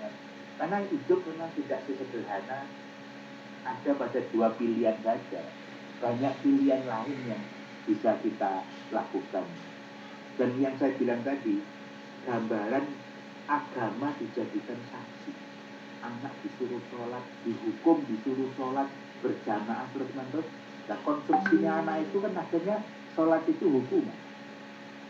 Bukan, padahal orang sholat kan harus enjoy, pasrah, tadi suruh iya kebutuhan kita sendiri, kan gitu Bu. Iya, bukan hukuman dong. Nah itu saya protes waktu itu di Al-Fatihah, jangan memberi gambaran Tuhan itu. Nanti anak saya malah tidak senang ibadah kalau diberi gambaran Tuhan itu jahat, malaikat suka menghukum, kan ya tidak ya. Sehingga kan harus diberi gambaran-gambaran Tuhan itu maha pengasih. Ya. Ini cerita ya. Saya itu pernah ditanya anak saya, nanti dia yang menjawab ya. Anak saya itu pernah datang pulang dari sekolah, bilang ke saya, Pak, kasihan emak engkau itu bapak ibu saya. Katanya Ustazah, kalau nggak Islam itu masuk neraka. Lah emak engkau nggak Kristen, berarti masuk neraka. Gimana Pak? Sama. Gimana saya menjawab dan menjelaskan? Ayo Gusti. Nah, ini kenyataan loh, saya hadapi loh ini. Betul. Itu saya alami. Jawab seperti itu gimana saya? Kalau ada pertanyaan seperti itu. Waduh, memang berat, Prof. Jadi jawabnya Iya, masalahnya kan masalah agama, masalah akidah itu kan memang kalau istilahnya untuk masuk anak-anak itu kan menjelaskannya itu yang agak sulit ya. Karena kan itu masalah kepercayaan. Jadi tapi kalau misalnya lambat laun gitu ya, setelah dia tumbuh, kemudian dia misalnya terbiasa di keluarga yang muslim ya, dia juga akan mengikuti bagaimana yang diajarkan. Ya bahkan Nabi Muhammad pun juga meskipun punya tetangga misalnya orang Kristen, dia juga menghormati, istilahnya tidak memaksa-maksa kamu harus masuk Islam dan sebagainya, tapi lebih memasrahkan atau mendoakan bagaimana supaya misalnya tadi emak engkongnya itu mendapatkan hidayah sehingga sama dengan kepercayaan yang dia anut. Menurut saya seperti itu, tapi memang tidak bisa kalau istilahnya dipaksakan bahwa nanti emak engkong itu mesti masuk neraka dan sebagainya. Itu nanti kalau misalnya masih anak kecil itu nanti pikirannya jadi kayak tadi tuh, Tuhan itu kok jahat sih, orang nggak ngapa-ngapain cuma beda keyakinan aja langsung dimasukkan neraka gitu. Tapi nanti lama-kelamaan setelah dia mempelajari agama ya, Quran, hadis itu, dia akan tahu sendiri mana yang benar mana yang salah. Jadi begitu. Mas saya kan itu ya, kan emaknya itu kan baik sama anak saya, disayang, anak saya itu disayang, diberi apa, pokoknya anak saya itu sama emaknya dekat gitu. Nah kalau kemudian emaknya yang disayangi anak saya masuk neraka, anak saya kan juga bisa berubah pikirannya tentang Tuhan gitu. Pikirannya tentang Tuhan kan bisa berubah itu. Betul. Menjelaskan itu tidak mudah. Betul, Prof. Iya kan? Tidak mudah menjelaskan. Tidak mudah memang. Saya waktu itu saya jawab begini, nak, Tuhan itu kan maha pengasih. Itu katanya masuk neraka. Tapi Papa kok yakin kalau cucunya mendoakan, Tuhan itu pasti mengabulkan. Nanti emak juga masuk surga sama-sama kita. Saya menjawab cerita ini pernah saya ceritakan di Probolinggo. Saya diprotes. Saya harap ini soal akidah.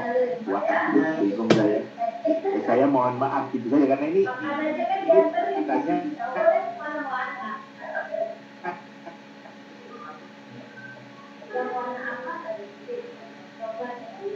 kebenaran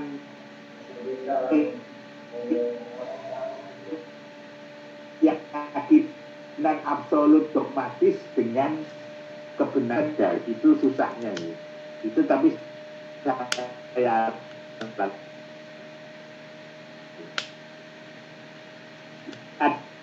pertanyaan atau komentar dari Bapak Ibu? Ya, saya Prof. Silakan. Kayaknya putus-putus. Suaranya jelas, Prof? Silakan. Jelas Pak Raso. Nah, ini menarik tadi apa yang disampaikan Prof. Agung tentang riset jembatan Suramadu itu ketika digratiskan begitu justru mematikan ekonomi begitu masyarakat Madura karena banyak sekali orang Madura justru yang membelanjakan uangnya di luar Madura. Terus dalam konteks ini memang berarti setiap kebijakan itu akan ada pro dan kontra juga. Pembangunan taman yang dilakukan oleh Bu Risma begitu. Terus pertanyaannya, nah dalam konteks seorang pemimpin berarti kan pemimpin ini ketika membuat keputusan yang memang harus ada resikonya bahwa keputusan ini tidak dapat menyenangkan semua pihak begitu ya Prof. Ya.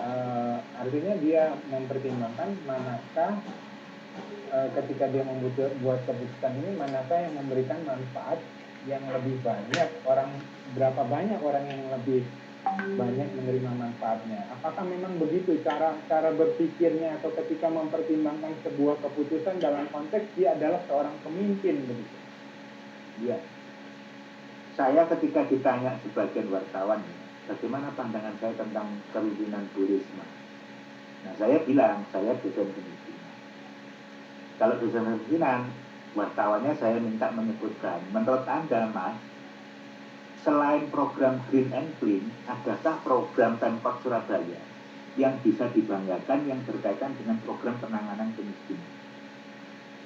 Saya bilang begitu. Wartawan pun kesulitan untuk menyebutkan. Jadi kita ini dengan cepat memuji Bu Risma karena programnya Green and Clean. Tapi kalau saya tanya yang warga Surabaya, Bu Elisa warga Surabaya? Ya, Prof. Ya. Bu Elisa bisa menyebutkan programnya Pemkot Surabaya yang berkaitan dengan penanganan kemiskinan yang berhasil apa? Pernah nggak ikuti media? Nggak ada memang, Prof. Nggak ada. Karena media sendiri itu kan memang pembacanya itu kan bukan untuk kalangan menengah ke bawah. Jadi mereka akan menyampaikan apa yang ingin dibaca oleh pembacanya. Iya, kelas menengah ya. Betul. Kalau mau jujur Bapak Ibu, di Surabaya ini program yang berkaitan dengan kesuksesan mengentas kemiskinan itu belum terekspos. Saya tidak mengatakan tidak ada karena tidak tahu, belum terekspos.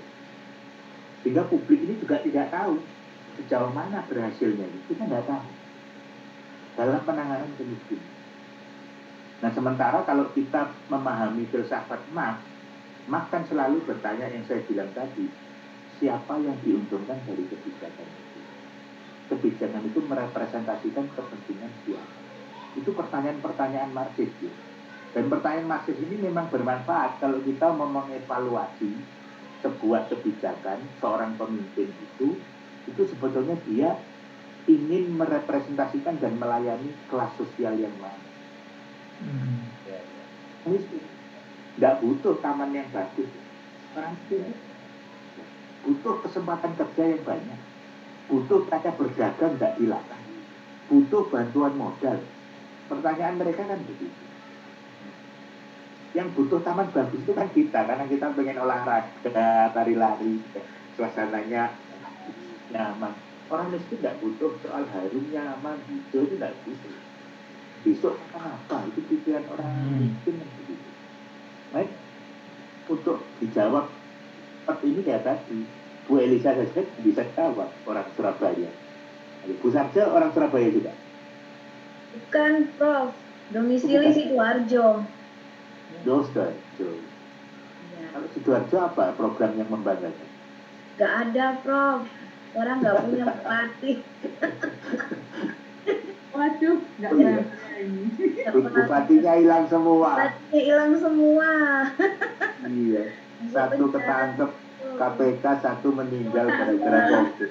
Iya. Masuk Sekarang status quo, Prof. Nggak ada pejabatnya. Iya. Itu iya. Yang Pak Win istrinya teman saya, teman kantor. Dia itu nggak tahu ya kok yang sebelumnya yang masuk terkena proses hukum, ini Pak Saiful kok ya terkena proses hukum. Makanya orang Sidoarjo jarang ya yang mau berbangga pada pemimpinnya. Yang Surabaya lagi, Bu Krisna Surabaya. Ya, Prof, saya Surabaya, Prof. Oh iya, Bu Krisna tahu apa program Surabaya yang membanggakan itu apa? Selain Green and Clean. Kemarin itu waktu saya pengabdian ada yang namanya KPKAS, Prof. Jadi dia kampung-kampung itu dibina dari segi kesehatan, lingkungan, ekonomi, dan semuanya itu untuk dilihat pembinaan, intinya pembinaan. Tapi ya terus kemudian mereka dilombakan, jadi antar kampung, antar RT RW mereka diadakan perlombaan. Kemudian ya, tapi pada intinya ketika pemenangnya ya itu saja. Jadi efeknya pun atau dampaknya pun tidak signifikan. Terus tiba-tiba pendapatan per kapita itu meningkat juga tidak sampai ke situ juga. Jadi istilahnya masih sampai dengan pembinaan yang paling dasar. Itu mereka adalah di situ. Ya, tapi yang dilombakan kan lebih banyak ya. Kayak sekarang program Kampung Tangguh, program Clean, kemandirian. Tapi yang ekonomi saya kok belum. Saya ini terus terang agak trauma. Bu Krisna tahu Doli ya? Doli tahu? Doli itu ketika ditutup, kan PSK kan ditangani oleh Pemkot. Latihan 5 hari keterampilan alternatif, lalu diberi modal 3,5 juta di kampung untuk mengembangkan wirausaha di kampungnya masing-masing. Dan Doli dianggap selesai.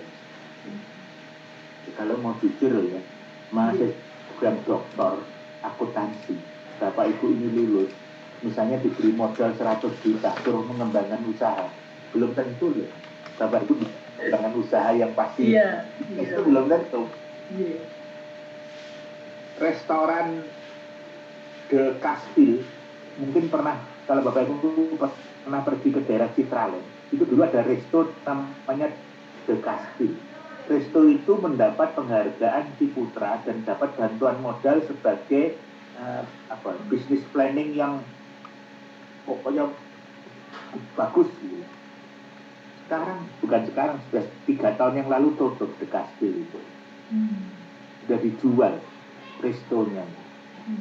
Modalnya itu MM-an bisa tutup. Iya. Mantan PSK dilatih 5 hari. Kampung. Terus diklaim bahwa itu sudah menyelesaikan. Iya. Ya, kalau begitu ya program dokternya ditutup Pak Hirus. 4 tahun kuliah 5 hari aja sudah bisa. Iya. Benar. Itu kan mensimplikasi masalah. Nah, saya khawatir kita ini makin kita terbiasa menyelesaikan dengan cara penyelesaian politik. Sederhanakan masalah seolah-olah dilatih 5 hari modal, yang penting kan nggak kelihatan lagi. Iya, betul. Soal di daerah mati atau pindah profesi lagi kan nggak diurusi. Iya. Otonomi itu kan jeleknya begitu ya, yang penting ya di daerah saya. PMKS yang penting buang di hutan, di balutan sana ya sudah. Yang penting tidak di daerah saya. Kan yang terjadi kan seperti itu. Saya bukan menjelek-jelekan Bu Risma, tidak. Saya di luar kepentingan untuk itu, tapi sebagai orang yang sama-sama belajar filsafatnya mati, kita kan harus fair. Kalau kita ditanya apa kelebihannya, bukan saya menjawab, saya tanya pada Surabaya, Bu Krista, Bu Elisa, kesulitan kita ini menjelaskan. Ya, kesulitannya bukan tidak ada. Jangan-jangan tidak pernah diekspor. Orang sudah puas dengan program tamanisasi. Tapi yang sosial, yang seperti pasar gula itu katanya kan salah satu ikonnya. Tapi kan gula kan gagal. Sempat dengan program pasar gula, pasar ikan gula itu. Saya tahu itu karena saya pernah diajak diskusi. Pemkot Surabaya kan mengalokasikan dana lumayan besar di pasar ikan gula itu. Jadi dibuat sentra pasar, lalu bayangannya pasar itu bisa menjadi tempat pertemuan nelayan atau petani yang menghasilkan produk perikanan dengan para pembeli. Pulaannya di sana. Tapi sampai sekarang kan pasarnya sepi. Sama Pemkot ditanggapkan dangdutan, ditanggapkan apa ya pas dangdutannya ya rame. Tapi setelah dangdutan ya pasarannya sepi lagi. Saya itu hanya waktu itu saya komentari begini. Pemkot ini masa lupa kalau badan kami ini zaman itu. Kalau saya misalnya pulaan kerupuk, ya sekali ketemu setelah itu kan cukup tak WA dong. Kan cukup di WA, Pak kirim lagi kerupuknya 1 kuintal. Kan cukup, masa saya harus datang lagi ke pasar, itu kan nggak mungkin dong. Lu masa Pemkot lupa kalau zaman sekarang itu loh, telepon aja, HP ada, WA ada. Ya orang kan nggak mungkin tiap hari ketemu. Saya bilang, sudahlah jujur saja, itu diakui sebagai kegagalan perencanaan. Masuk pasar hari ini ya, masyarakat digital, pasar diterjemahkan dalam bentuk fisik pasar, tempat ketemunya penjual dan pembeli. Kita bukti kalau beli apa-apa kan cukup di kamar dong, layah-layah pakai daster di kamar, nutul HP, itu bukti belanja di mall seluruh dunia. Dunia bisa kita dari HP kita, nggak usah beli. Anak saya loh, pandemi di rumah itu, saya pertama kan seneng, saya kira wah juga anak istri saya sudah bisa lagi 2 bulan, tapi GNC itu untuk saya malah pakai GNC 3 hari sekali datang, masker apa, jadi ya nggak berkurang, malah tagihannya sekarang yang makin banyak. Jangan dikira belanja tidak bisa dari rumah, ya besar pasti begitu kan, kelihatan. Baru satu. Tapi online apa itu namanya? Shopee, Tokopedia. Ya wis Tokopedia atau apa kan pewaris dong. Karena dengan gadget itu orang bisa belanja di seluruh dunia. Kalau ke mall kan hanya lihat konten apa tenan-tenan di mall itu. Jadi kalau di internet, shopping online itu malah lebih berbahaya. Di Surabaya, kalau mau jujur ya, tadi beberapa bapak ibu yang saya tanya belum bisa memberi contoh Pak. Gimana keberhasilan? Kan jadi pemimpin itu ya tidak mudah ya. Pertanyaannya kan melayani siapa? Dia merencanakan program untuk siapa? Tapi program kosmetik ya hanya memperkaya ini dari apa? Jadi pertanyaan apa betul orang miskin diuntungkan dari perubahan kota? Pertanyaan yang menghantui saya kalau saya diskusi dengan Pemkot itu saya selalu tanya seperti itu. Tidak usah lagi bicara taman bagus. Taman bagus itu gampang. Kerjasama dengan Telkom, kerjasama dengan BUMN, tolong taman itu diurusi. Sudah pasti jadi. Tapi menolong si miskin kan tidak mudah. Apa yang kita lakukan untuk menolong si miskin supaya sustainable? Itu belum, saya lihat belum ada pemimpin di Indonesia ini yang punya program yang betul-betul berdaya ungkit memberdayakan orang miskin secara masif ya. Kalau kasus per kasus, wilayah per wilayah, secara masif sebagai program mainstream belum. Ada lagi komentar pertanyaan Bapak Ibu? Pak Dagosta, ya silakan Pak Dagosta. Pak Dagosta dulu ya, ya silakan Pak. Ya Pak, terima kasih. Seperti Hegel, ada dua Hegel dengan Marx ini benar-benar eksis di Timor Leste. Karena Hegel itu diibaratkan seperti kapitalis. Kalau Marx seperti sosialis. Di masyarakat Timor Leste saja ada diskusi itu dua posisi itu Pak, kiri dengan kanan. Suatu hari saya di luar kota, 30 km dari Dili. Ada teman tanya, kita ini seharusnya itu mau di mana, di kiri atau di kanan? Mereka telepon saya, Pak. Saya bilang begini, jawab singkat saja. Saya bilang kita harus ikut saja seperti yang kita belajar banyak di Indonesia. Politik bebas aktif, Pak. Karena kita negara kecil, kita tidak bisa memihak Cina atau Amerika atau apa. Kita ini kecil. Yang penting hukumnya harus baik. Dia masuk bayar pajak, keluar bayar pajak. Kalau dia melanggar, tangkap dia. Kalau yang lain-lain itu kita tidak punya kemampuan untuk lihat ke sana, ke kiri atau ke kanan. Karena kita menderita bertahun-tahun, berabad-abad, kita mau ikut seperti Indonesia punya, tidak perlu kiri kanan. Itu Pak. Terima kasih. Terima kasih. Saya setuju Pak. Pak Dagosta bisa membaca bukunya Peter Berger yang judulnya Piramidal Kurban Manusia. Nah, buku itu sangat bagus Pak, karena buku itu mengkritik sosialisme, tapi juga mengkritik kapitalisme. Dua-duanya dinilai sebagai sistem ekonomi yang salah. Kapitalisme dikritik karena eksploitasi dilakukan oleh kekuatan komersial.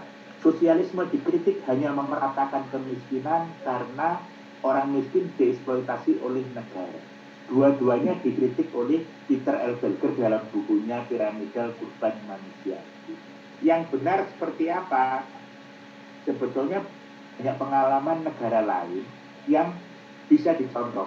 Yang sering disebut itu Thailand. Thailand itu struktur masyarakat Indonesia dengan masyarakat Timor Leste menurut saya sama, piramida seperti ini. Yang kaya ada tapi sedikit, yang miskin banyak. Dalam menghadapi masyarakat yang seperti ini, kita ini mau berbuat apa? Kalau di Thailand yang dilakukan adalah bagaimana masyarakat yang piramidal dibangun menjadi masyarakat yang belah ketupat. Tidak usah semua diangkat, tapi realistis, menggemukkan kelas menengahnya. Menggemukkan kelas menengah dengan cara apa? Belajar dari kegagalan Indonesia. Kalau Indonesia dulu mau meningkatkan kesejahteraan masyarakat dengan cara memilih jalur high-tech teknologi ya, teknologi tinggi seperti Habibie buat pesawat, buat industri pulp, buat apa, pokoknya industri-industri yang luar biasa, teknologinya teknologi tinggi. Ini contoh Pak Costa ya. Kalau kita pernah ke Jawa Timur, pernah ke Bojonegoro. Bojonegoro sekarang ini menarik karena di sana ditemukan blok tebu, migas.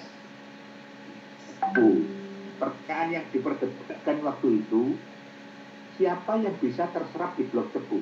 Apakah orang lokal yang harus diberi kesempatan terlibat bekerja di blok tebu, ataukah biarkan blok tebu dikelola oleh orang profesional, sarjana perminyakan, meskipun dia bukan orang Bojonegoro, tidak masalah. Yang terpenting adalah keuntungan dari blok tebu dipastikan seluruhnya untuk pemberdayaan ekonomi masyarakat lokal, yang bukan industri migas yang high-tech itu.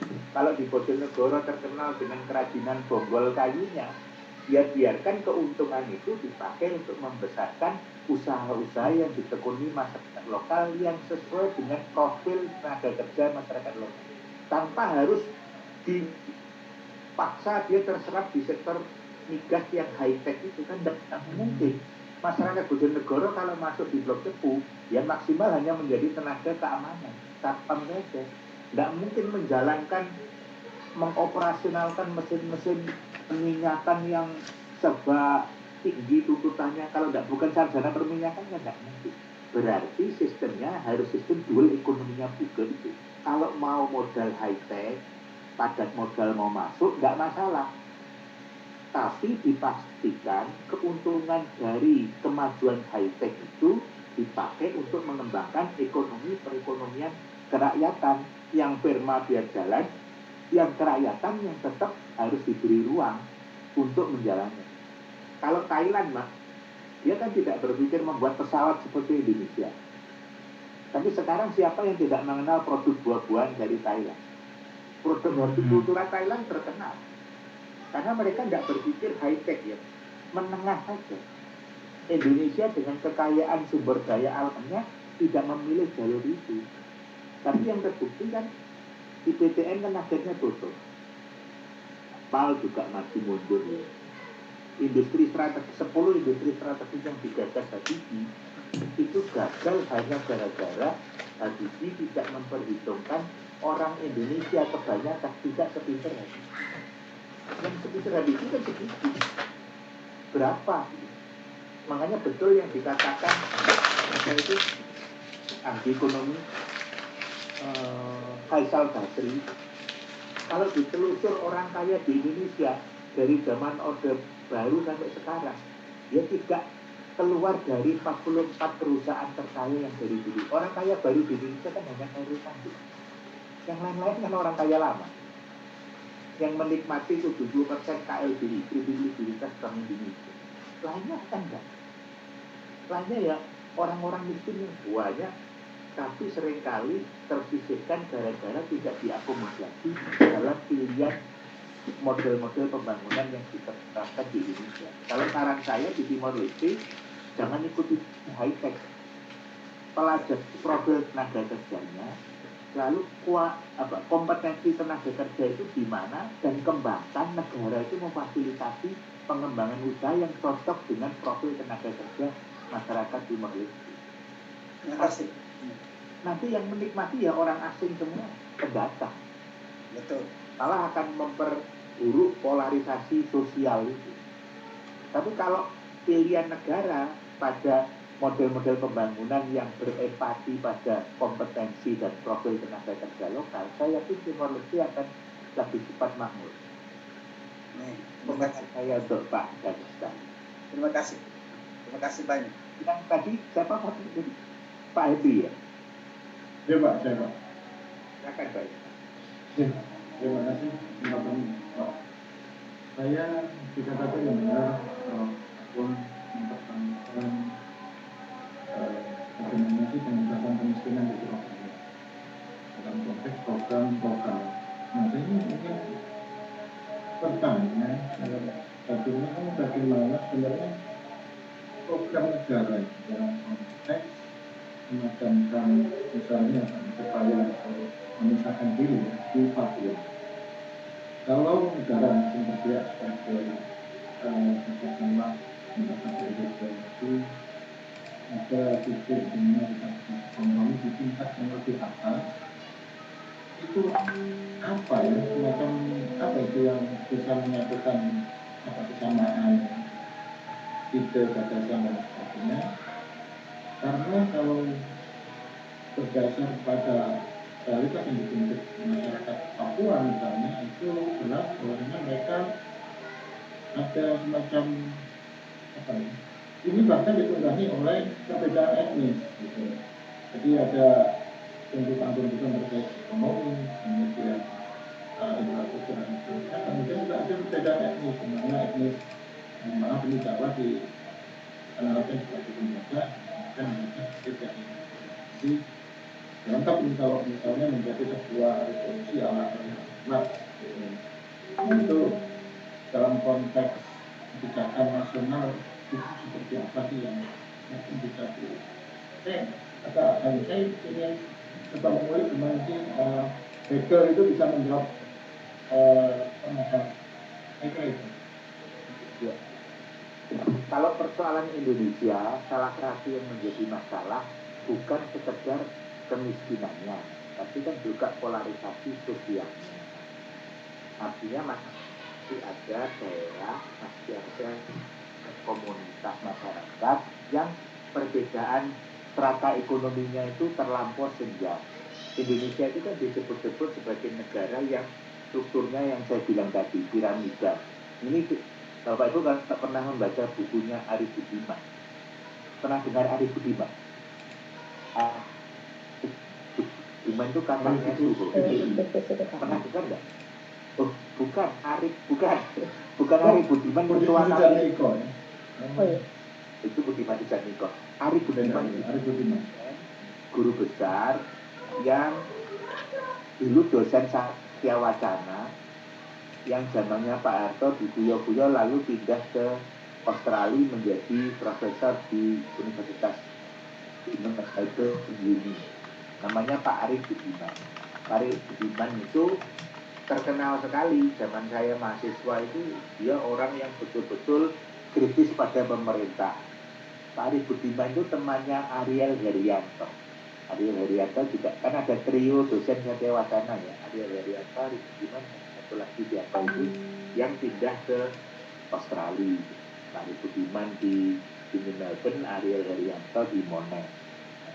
Pak Arif Budiman menulis buku, salah satunya yang bagus itu dia membandingkan Korea Selatan dengan Indonesia. Korea Selatan itu Bapak Ibu, sebelum masuk pada industrialisasi global, Korea Selatan itu melakukan memberi modal dulu pada masyarakatnya, sehingga ketika dia masuk industrialisasi global, struktur masyarakatnya Korea Selatan itu belah kedua, kelas tengahnya itu banyak. Ketika masuk pada industrialisasi global, kelas tengah ini bisa merespon, sehingga kesejahteraan masyarakat Korea Selatan kurang lebih itu merata. Indonesia enggak. Indonesia zaman tahun 60-an kan enggak berani ngomong land reform.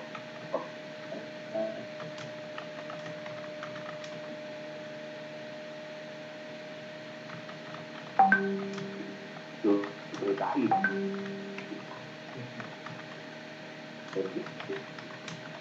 Kan trauma sejarah kelam PKI itu ya. Jadi tidak ingat strukturnya. Akhirnya yang terjadi di Indonesia polarisasi itu meningkat. Makanya ada East Jawa, luar Jawa dan sebagainya. Apalagi sekarang isu Papua.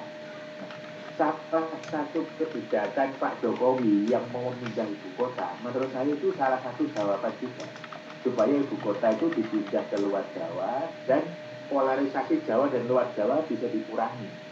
Sayang ada COVID ini yang membuat keputusan pemerintah untuk memindah ibu kota itu tertunda ya, tidak tahu sampai berapa lama. Tapi salah satu kunci yang diyakini sebagian orang pemindahan ibu kota itu akan mempercepat upaya mengurangi polarisasi antar wilayah.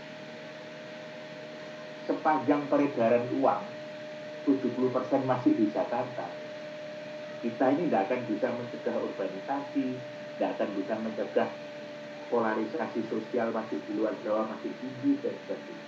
Saya beberapa kali ke Papua, ke Jayapura, ke Manokwari. Saya tahu persis Jayapura yang pusat ibu kotanya Papua saja. Itu listrik itu masih menjerit-menjerit sebab giliran mati di blok-blok. Saya nginep di hotel itu lampunya temaram, ya. Voltasenya rendah, laptop itu bisa rusak kalau kita cas di sana. Jadi sangat jauh dengan Jawa ini jauh. Itu kan problema kita.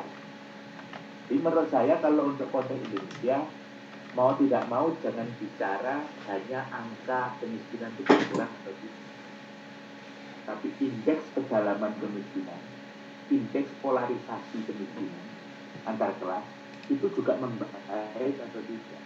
Sepanjang polarisasi tidak membaik, itu menurut saya pembangunan di Indonesia masih bermasalah. Menurut saya itu. Baik Bapak Ibu, kemarin saya membaca studinya UGM. Ternyata kuliah daring itu tidak disarankan lebih dari 50 menit. Baca ya. Kalau sudah 50 menit tidak efektif. Ya. Saya nggak baca Prof, tapi saya setuju. Iya. Saya sudah melihat wajah-wajah yang mulai menurun ya. Pasca 50 menit. Jadi ini kita akhiri saja dulu. Minggu depan kita sambung lagi ya Bapak Ibu ya. Depan saya yakin akan lebih fresh lagi nanti 50 menit. Terima kasih Prof. Sama baik Bapak Ibu, sampai ketemu minggu depan. Terima Terima kasih. kasih Prof. Saya tutup ya. Iya.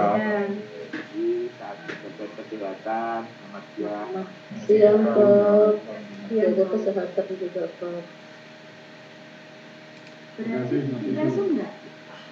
Belum ada tempatnya sih. Tapi Yang Nanti lebih dari 50 menit. ya project deh. Itu maksudnya tempatnya enggak? tempatnya belum ada di aula. Minggu kedua ada kok tempatnya. Ada tempatnya ada. Ada tempatnya. Tempatnya RMK ada. Yang sekarang kan belum ada ya? Ada, cuma terlambat 7 Ini absennya hari, nggak ada ya? terlambat 1 hari. Kan nggak ada. malam meetingnya kayaknya ada. Oh iya iya. iya. Yang depan juga. Nanti Enggak ada nih, oke. Nggak apa-apa, nggak penting absen itu, Oh, iya. yang penting paham apa enggak gitu. Nah, paham apa enggak? Ya, Ya Bu Prof. Enggak paham Bu. aku kalau maksa takut. Jadi Kemarin tadi masuk Ya, nerakanya.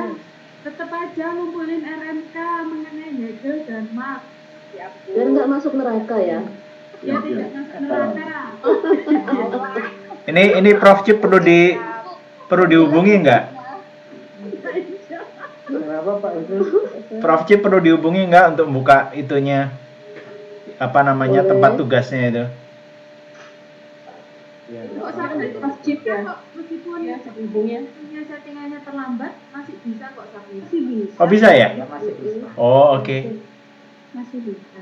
Siap. Cuma Memang status settingannya sudah sejak Iya, statusnya nggak enak telat berapa jam gitu ya. Iya, iya. Status itu sama absensi. Absensi yang harus dibuka. nggak apa-apa wes. Meetingnya minggu. Kan telat-telatnya kan bareng satu kelas loh, nggak Oh apa-apa. iya, iya betul. Nggak apa-apa. Kalau telat sendiri itu yang nggak enak. Iya, nggak apa-apa. Nyari temen nih, nyari temen. Biasa. Pak Kusnul wis mari ngerjakan tugasnya Pak Fanani ketawa-ketawa. Ada yang belum lah? Sebelah nggak enak kalau nanti nggak selesai. Karena ini duduk di sebelah ya. Ya, Iya iya. sebelahan lah sama Pak Kusnul. Pak Kusnul di rumah ini kayaknya. Iya kalau saya di rumah ini. Jadi yang sering ke kampus itu kampus kan sekarang kosong. Tapi Pak Fanani masih setiap hari ke kampus. Kalau saya milih di rumah. Loh kok rajin banget Pak Nani di Iya. kampus. Pilihan atau gimana itu? Itu pilihan sendiri. Biasanya dapat. Itu pilihan sendiri. Oke. Jadi kalau di rumah katanya nggak bisa kerja di UI anak. Kalau saya kamar anak saya yang saya pakai ini malah tak kunci terus. Kalau di UIN soalnya kalau yang buat itu ngantor harusan. Terus kalau yang dosen biasa work from home nggak apa-apa. Jadi absennya pakai apa? Telegram itu bisa. UKH-nya itu gitu. Iya. Laporan pekerjaan tiap hari itu diupload. Jadi sebenarnya kampus itu sudah bikin persiapan sih Maksudnya kata aja kayak ke sekretariat itu sudah dikasih plastik akrilik gitu loh Bapak Ibu. Semuanya sudah begitu, udah siap. Cuman ya akhirnya memutuskan untuk ya sudah kita undur aja 6 bulan lagi, 1 semester untuk nyari amannya saja. Tapi kemungkinan sih semester depan itu. ya Kita masuk kemungkinan ya. vaksin. Berarti Ya, semester kita depan kuliah. Berarti itu ada kuliah pandak toh Pak Kusmo yang bener itu. Kenapa? Ada kuliah pandak semester depan itu. Kayaknya ada toh. Kayaknya ada. Oh, saya tiba GR semester ini. Ada. Saya ada kok cuma saya lihat buku pedomannya masa ada. enak aja nih adik angkatan nih. Saya Diwas. Iwas sudah bersyukur. Justru nanti ketemu Pak Panani di semester kedua itu lebih senep dari yang ini. Ya. Senep ya. Iya, tantangannya di situ. Itu benar-benar weekend jadi weekdays dan malam jadi siang itu. Loh, semester 2 Pak Nani ngajar apa Mas Hendri? Mata Yang kuliahnya ngajar di pasar modal. Embar ya, embar. Data keuangan maafin aku. Iya. Tidak pernah ngalah data keuangan Wah. lagi. Kalau semester depan offline saya lak wirawiri malah Surabaya gitu ya. Tapi ya belum tentu. Menarik itu. Belum tentu juga. Belum tentu juga ya Pak Kusno. Pitching yang punya Rawis, apa? rawis. Itu. Outputnya apa Pak Hendri? Output Outputnya mata kuliahnya. Itu kan Pak Panani sebagai apa ya, itu CMK mungkin ya. Pokoknya aturannya semua dari Pak Panani. Tiap minggu kita buat resume gitu. Dan itu bisa banget resume. Bisa sampai 3, 2 minimal kayak gitu. Artikel. Dua artikel pasar modal. Betul. Kita cari sendiri atau sudah dikasih Ada. sama Pak Nani? Sudah. Kayaknya sudah ditentukan semua. Jadi enak, makanya saya di awal karena saya kita sudah dapat di awal itu semua satu file itu. Kalau Pak Fanani kan selama ini selalu ngasih Ya, satu mesti. file, baik materi maupun Lengkap kalau Pak Fanan ini saya yakin Betul, lengkap. betul. Tapi jurnal ya. Tapi konsekuensinya itu yang bikin saya hanya meneruskan aja kata-kata kakak kelas. Iya benar ya, benar. Makanya jaga itu tugas itu jangan sampai lolos. Iya. Mungkin itu yang bisa saya share. Tapi saya yakin lah teman-teman di sini bisa tepat waktu di dalam mengikuti. Ya pokoknya saling mensupport aja. Ya bagus spesinya. Iya. Saling mensupport kalau lagi down disupport semua gantian. Iya. Katanya baca yang itu loh 100 apa yang lolos PhD. Iya, PhD rule. Nah, nikmati roller coasternya katanya gitu. Iya, benar. Enjoy. Ya, kita harus menikmati saudara-saudara. Ada manajemen tak di bawah, tak di atas. Tapi aku terus terang minggu pertama, kedua lagi aku berpikir ulang. Aduh, di awal-awal aku sanggup 3 tahun lagi kayak gini. Gile aku. Enggak, sebenarnya Pak Ranto. Karena pikiran saya semester awal sama aja. sama Pak Ranto. Penyesuaian, Semester awal Pak. aja. Semester awal Ini mohon aja. maaf ya. Ini mohon maaf nih ada kakak kelas 1 orang. Ini ulang video rapat ini. Ini kita sudah les. Nah ini nilainya B, jadi ngulang. Ini juga jangan sampai tapi kalau memang tugas itu harus diselesaikan, kirim aja lah maksud saya. Walaupun itu 7 hari lewat ya. Gitu. Karena ada yang ngulang nih ternyata ada B. Ini udah les. Ini harus ngulang. Loh, B Iya. itu nggak lulus ya Pak? Pak Hendri. B itu harus ngulang. Yang bagi saya, kalau bagi ibu gimana? Kayaknya harus ngulang. Bagi saya, iya. Ya, Di aturan ada, kalau B harus ada ya kalau B ya, lihat di buku pedoman ya. Maksudnya S3 itu harus nilai mutlak gitu, 4 semua gitu. A, B. AB, Terus Bu. A, B. AB. Oh AB, ada A, ada B gitu. Ya. Coba nanti dibaca lagi, siapa tahu ini keinginan sendiri, tapi kalau B rasa-rasanya Harus ngulang. ngulang ya, kesadaran sendiri atau memang harus wajibkan ya. jaga etika. Nah, Kenapa ya? ya saling mengingatkan waktunya ngupload tugas. Terutama tugas. Sekarang kita ngerjakan tugas ya, Max dan Iya. Terus as soon as possible diupload. Tapi rekamannya ada tuh Pak Husnul? Ada. Oh ya, terima kasih. Kita membantu Pak Husnul. Oke. Tapi ya mudah-mudahan nggak anu lagi, nggak korap lagi. Terima kasih.